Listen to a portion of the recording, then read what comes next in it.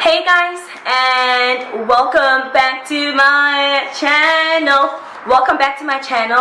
If you're new to my channel, guys, you know what to do, man. I mean, like, you need to press the subscribe button and also click the notification bell down below to be notified whenever yours truly uploads a new video. Okay, today I don't come alone. I have Miss Vuyo. Hello.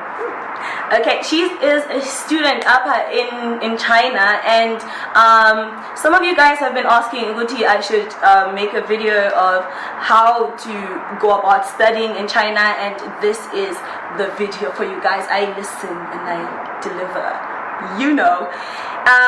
So yeah, the purpose of this video is to just give you more information about studying in China, how to actually, get to China and get a university, scholarships, and all the nice things.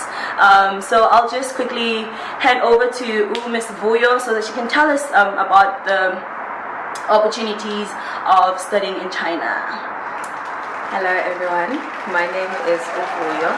I'm from South Africa. So the purpose of this video is basically to inform you guys about the processes of basically applying for Chinese university scholarship, or perhaps a university scholarship. And basically there are different types of scholarships you can get in China. There is the CSC scholarship, which is the one that I'm under. By the way, I've been studying in China for a while now. Currently, not just a while, a very, very long time. I'm currently doing my master's right now in international trade, which I'm about to graduate in. So yeah, so basically there are different types of scholarships in China. There's the CSC scholarship, which is the one that I'm under, which is basically the Chinese government scholarship. And then you will have the university scholarships that is presented by university or offered by universities, whichever university that you'd like to apply in. And then you have your local or provincial scholarships, which is basically the scholarship that the province is basically offering to students. And these are targeted mainly at international students that are coming to China for the first time.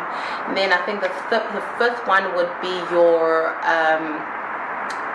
scholarships that are for existing students. That means that if you've been here and you've been self-supporting yourself, then and your grades are good, then you are able to apply for a scholarship, which then gives you the opportunity to study under scholarship instead of paying for yourself. So I'll get right into talking about the scholarship that I'm under, because I am under the CSC scholarship, which is again the Chinese government scholarship. Now the Chinese government scholarship. Want to know what she's getting? Yes. The team want to know. So basically the Chinese government scholarship is broken down into different types of scholarships. I think that when you go through the application form, you'll get that there's a type A, type B, type C type of scholarships. And the type A scholarship is the one which is under bilateral program. What do I mean by bilateral program? That would basically mean that it's the scholarships that are facilitated by the particular engines in your country. In my country, which is South Africa, it will perhaps be the Department of Higher Education and Training, but each country operates or handles its scholarships in a different manner. So what happens in that scholarship is that you will have to apply through those engines, and they will facilitate the process between them and the Chinese government scholarship. And this particular program is offered to all international students. And I think the second one will therefore be a university program, which is a type B university program. Now, university program would mean that you would have to apply in the particular university that you wish to study in. They also offer the CSC scholarship under type B, so that would be the particular scholarship that you would like to, I think.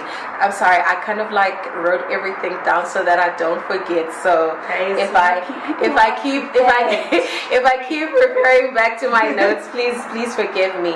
And the main reason for scholarships is basically to assist.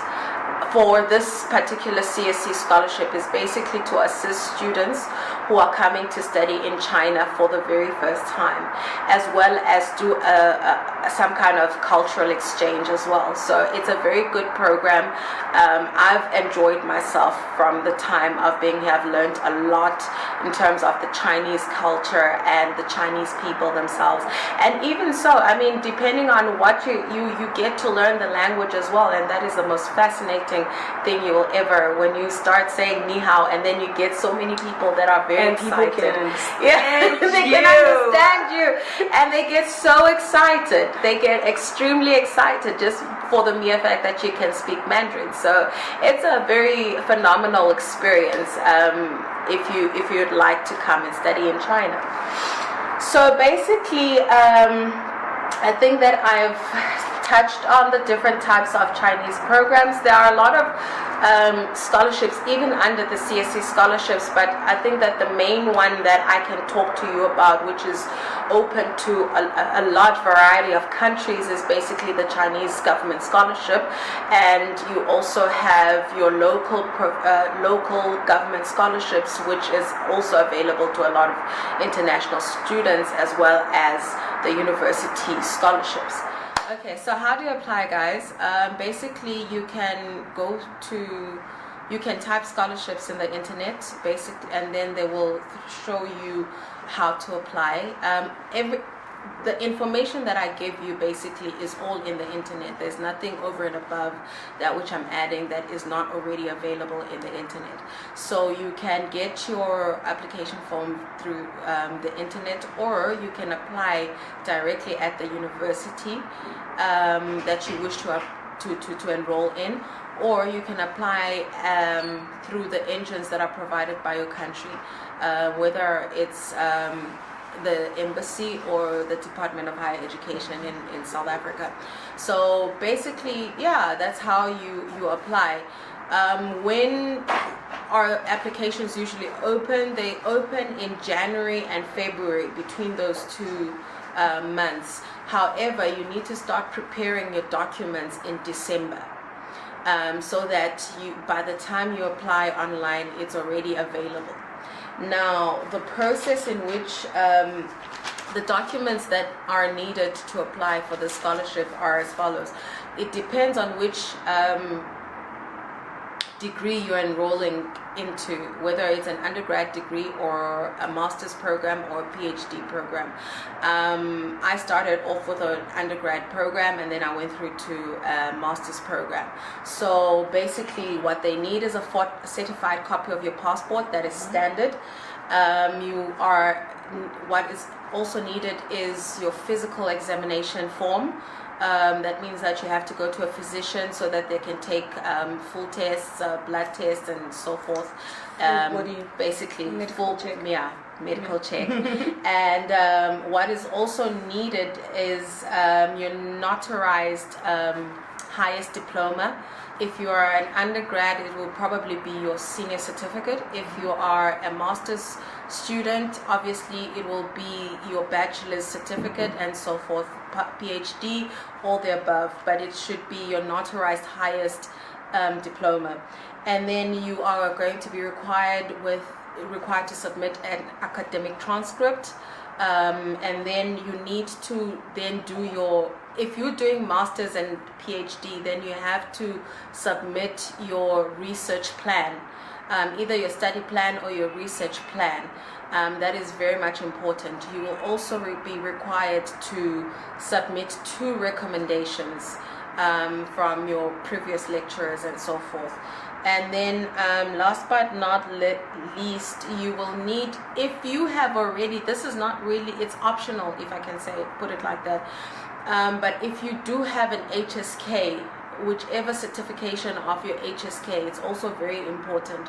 If you're doing your undergrad, or if you're planning on doing an undergrad, you will be required to first do an HSK program, a level 4 program, which will then proceed to a level 5 program.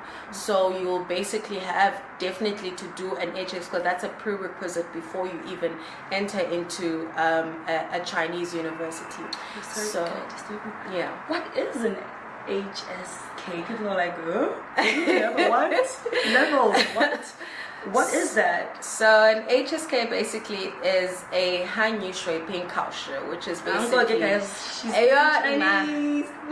Which is a Chinese examination Chinese examination. It can't be exam. It can't. Oh no, it's a Chinese standard exam. Yes, yo, my gosh, yes, Chinese standard exam. Direct translation, please forgive me. But anyway, it's basically that you have. It comes in various levels. There's HSK level 1, level 2, level 3, level 4, level 5, level 6. Level 6 happens to be the highest HSK exam that you can write, but for purposes of university, each university, well, it depends on each university. Some universities require HSK level 5, especially for those that are doing an undergrad in whichever field that they want to do an undergrad in. It's important that you will be required. It's a prerequisite for you to even proceed to the next part of your study process, which is your degree. So yeah, I think I have covered all the important details, but like I said, if I missed out on anything or any kind of information, you are free to go online. Whatever information that I currently gave you is basically online, and it's, guys, you must come and study in China. It's a very nice experience. Yeah, that's the question I was going to ask you. Like, since you've been here in China and you've been a student in China, I mean, like, you've been here for. Yeah, I know, forever. We can't say when. We're not gonna say yeah. We're not gonna mention years, guys. No, no. But just to just give us like just a summary of how China has been for you as a student. Okay. Guys, you want the truth or the truth? Well, when you first arrive in China, obviously there will be some cultural shocks, but I mean, as you start to interact with a lot of Chinese people are very friendly, and they assist where they can, especially if you don't know how to speak Chinese or whatever the case is. They try to help as much as they can, and I think I was mostly intrigued by the history that China has. It has a very long history, over 3,000 years of history. Is it years or centuries or whatever? Yeah. Over 3,000 years of history, but it is an interesting history, and I just fell in love with that, and the culture is very rich. Which whatever that you have, each monument that is in China has a particular history, and it's very intriguing because I feel like history actually shapes people's interactions and culture and so forth.